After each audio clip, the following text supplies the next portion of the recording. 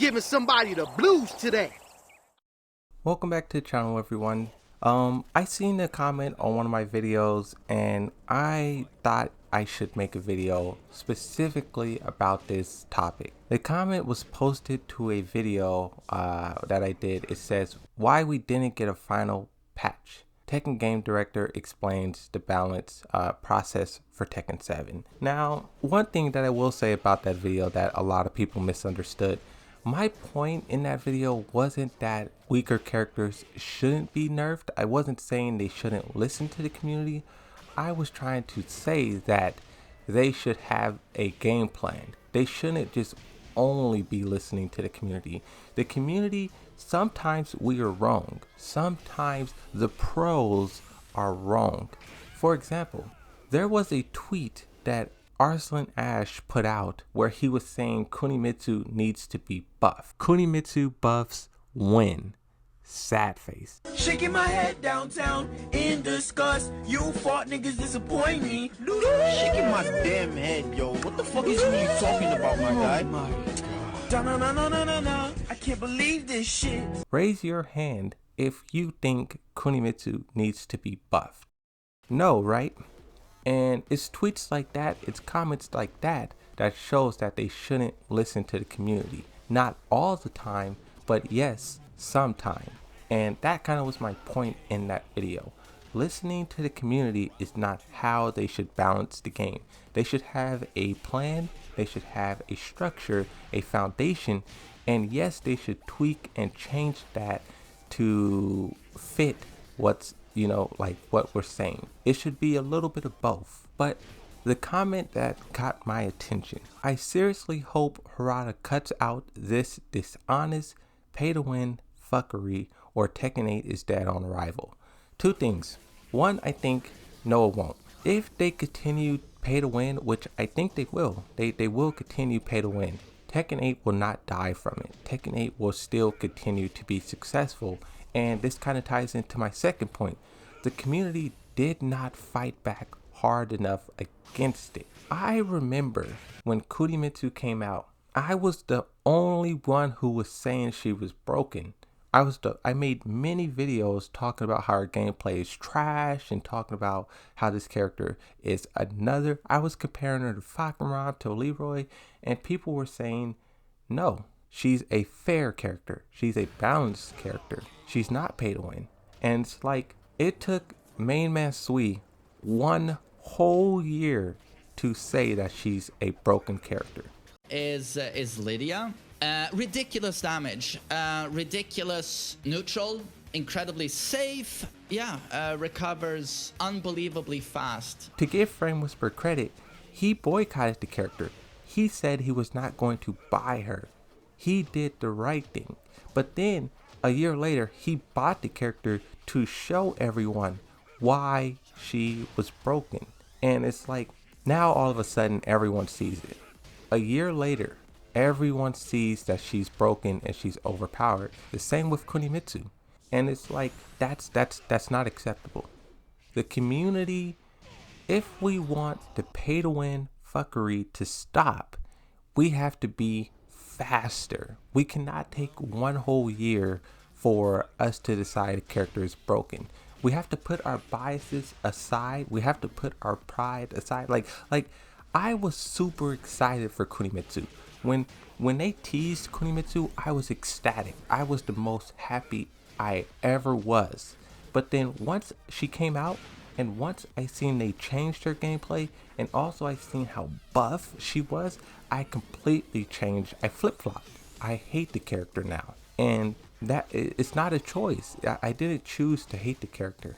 It's like, the pay to win will only stop if we say so. I have some comments here to show you guys I'm not like just making things up. I went back a year ago, 2 years ago, to find comments where people were specifically saying she's fair and she's balanced.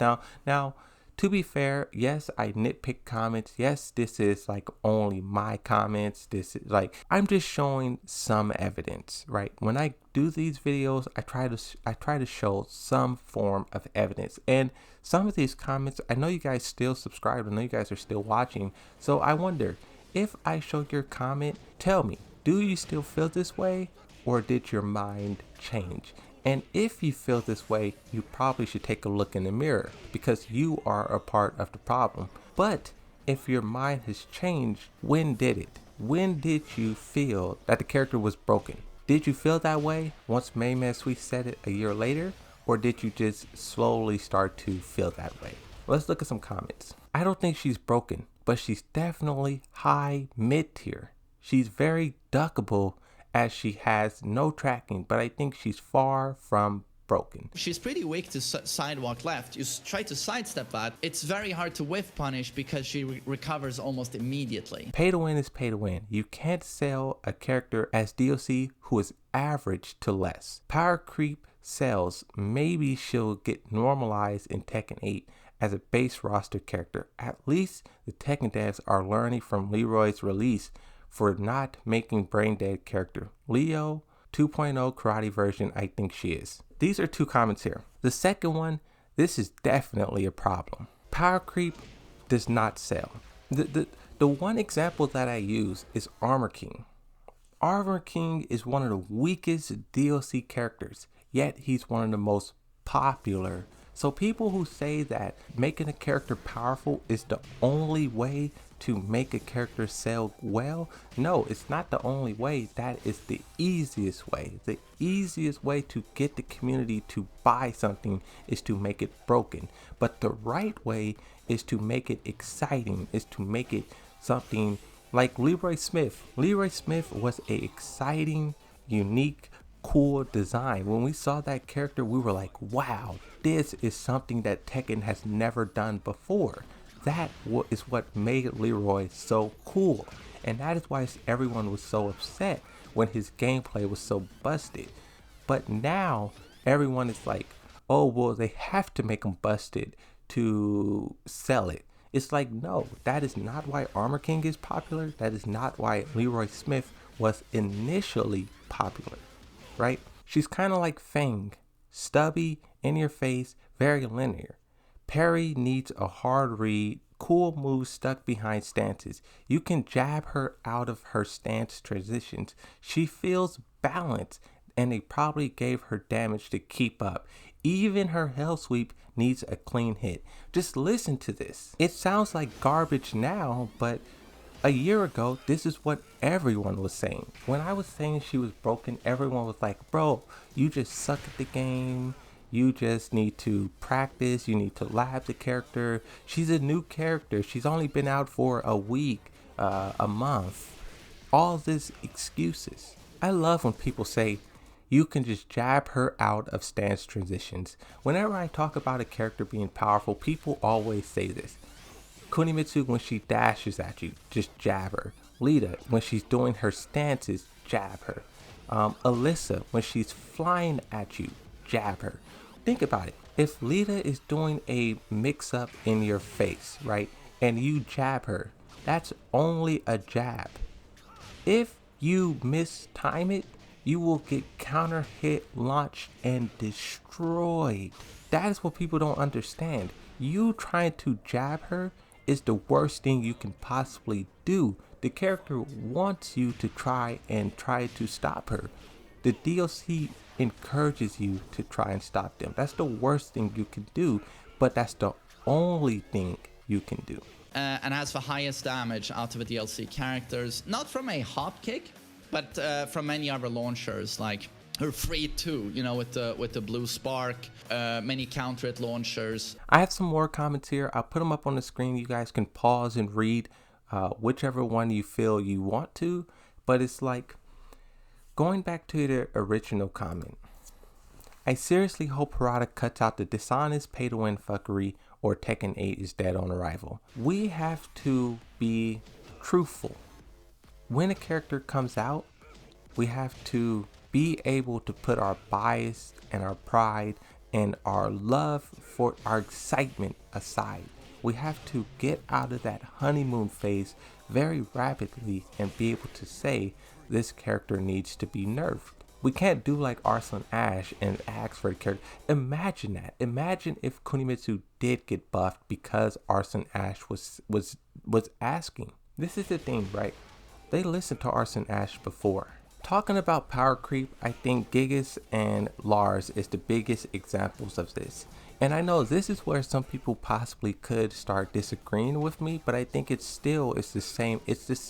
It's all under the same umbrella of power creep and just too much, just over the top. Harada said Gigas has a extremely high win rate online, and the community still was like, buff this character. We don't care if he's good online. He sucks in tournament.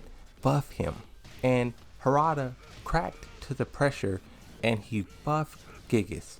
A week later, after Gigas got buffed, and mind you, it was like 3 or 4 moves that got buffed, Harada put out another tweet and he said Gigas has the best win percentage in the game. And it's like people were still like, we don't care, he's not strong enough, he's not tournament viable. And I think the community, this is another big problem. We just have to accept that not every character is Steve Fox. Steve Fox is one of the best tournament characters in the game, but online he has one of the worst win rates. So do we say, oh, this character sucks online, buff him? No, because we know how powerful the character is. But if you flip it, if you take a character like Eddie, who sucks in tournaments, but he is one of the most deadliest characters online, people will still say buff him. Even that video, that's one reason why I bring up Eddie. In the video where I was talking about the final patch notes, Eddie mains came out hard in that video. They were like, well, Eddie still isn't powerful, he still needs to be buffed, he still needs to... Bro, Eddie is absurdly strong online. The day that Eddie becomes both a strong character online and a strong character in tournaments, I think that is when the character will truly be broken and overpowered. In my opinion, I think a character should be good at one. Either a character is good online and a character is good in tournaments. I don't think the character should ever be good at both. If they are, then you end up with a character like Fakamram. You end up with a character like Kunimitsu, like Lita. We don't like those characters, yet we want every character to be like them. We have to accept that Gigas, Lars, Eddie, Armor King, Yoshimitsu, Lily, they're not tournament characters. Those characters are online characters, and we just need to accept that. That's another part of the problem. Because it's easy for us to blame Harada. Going back to this comment, it's easy for us to blame the developers. But we have to take responsibility for what we're doing, for our part. We have to not put tournaments above everything else. Most people watching this video, you guys never even played in tournaments. So why do you care if your character is good in tournaments or not? It makes no sense to me. The only times I said to buff Yoshimitsu is because his win rate online. Like, I was playing Brian Fury the other day. Brian Fury is a character that got buffed so much throughout Tekken 7's lifespan. I used to love that matchup, and I used to think it was a good matchup for Yoshimitsu, but now Brian Fury is just so over the top. Playing that guy, I felt how powerful Brian Fury has become. I think it's kind of interesting being a Yoshimitsu main. Yoshimitsu has received probably the least amount of buffs out of anyone. And that could be my bias talking, but at the same time, I don't think so. Yes, he's an Unga Bunga, if you don't know what he's doing, you're going to die. But at the same time, Yoshimitsu has been left in the dust. It seems like all the other characters have been buffed, where he has not.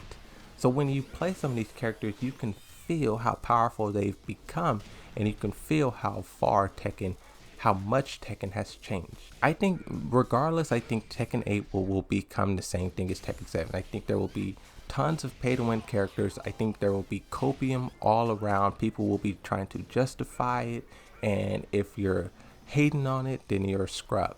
Once Main Man Sweet says it, then everyone else will start to believe it. He said it himself. And then we have Kunimitsu, a character I underestimated for quite long. Jesus, so popular in tournaments, and it's so easy to see why. Overtuned. You have Arslan asking for the character to be buffed, and then you have the guru of Tekken, Main Man Sweet, misclassifying her. It's like we have to think on our own. We can't depend on the pros because sometimes the pros get it wrong.